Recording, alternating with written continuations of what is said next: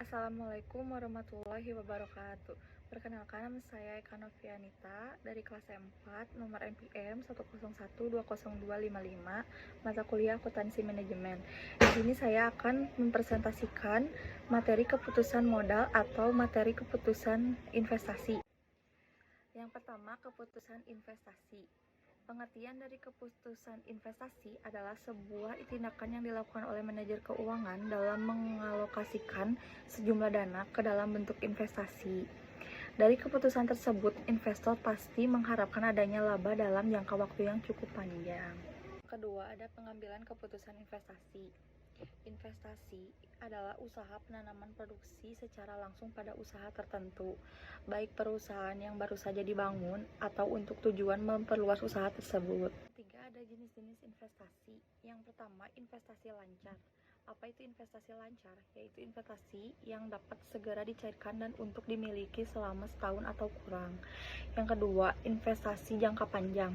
Apa itu investasi jangka panjang? Yaitu investasi yang memiliki kurun waktu yang cukup lama. Yang ketiga, investasi properti. Apa itu investasi properti? Yaitu investasi pada tanah atau bangunan yang tidak digunakan oleh perusahaan yang berinvestasi.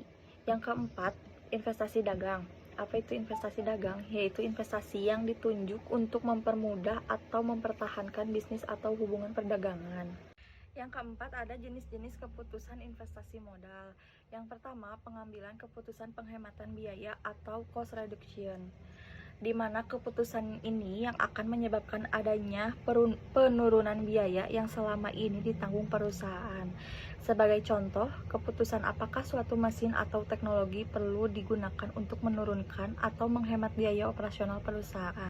Yang kedua, pengambilan keputusan untuk perluasan kapasitas, di mana keputusan yang akan meningkatkan kapasitas perusahaan saat ini, seperti keputusan apakah pabrik baru atau gedung serta fasilitas produksi harus dibeli atau dibuat untuk meningkatkan kapasitas produksi yang dimiliki selama ini. Yang ketiga, pengambilan keputusan pemilihan suatu jenis aktiva, di mana keputusan untuk memilih suatu aktiva dari berbagai pilihan yang ada, yaitu keputusan untuk memilih berbagai mesin atau peralatan lain yang akan dibeli perusahaan untuk menilai menambah yang paling efektif dan efisien. Yang keempat, menyewa atau membeli suatu peralatan. Keputusan ini merupakan keputusan yang berkaitan dengan penambahan kapasitas perusahaan yang saat ini dimiliki.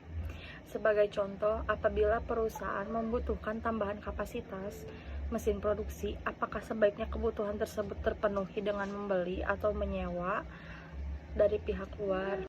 Yang kelima, mengganti atau tidak suatu aktivitas. Keputusan ini terjadi pada perusahaan yang memiliki aktiva tetap dengan umur ekonomis yang telah habis, namun masih dapat berfungsi dengan baik. Sebagai contoh, apakah mesin lama yang saat ini habis umur ekonomisnya perlu diganti dengan yang baru atau tetap dipertahankan hanya perlu diperbaiki saja. Selanjutnya ada metode penilaian kelayakan investasi. Yang pertama, periode pengembalian. Periode pengembalian atau payback period adalah waktu yang dibutuhkan oleh suatu perusahaan untuk memperoleh kembali investasi awalnya. Berikut adalah rumus dari metode payback period, yaitu nilai investasi dibagi kas masuk bersih ditambah 1 tahun. Yang kedua, ada tingkat pengembalian akuntansi atau accounting rate of return. Tingkat pengembalian akuntansi atau accounting rate of return adalah mengukur pengembalian atas suatu proyek dalam kerangka laba, bukan dari arus kas proyek.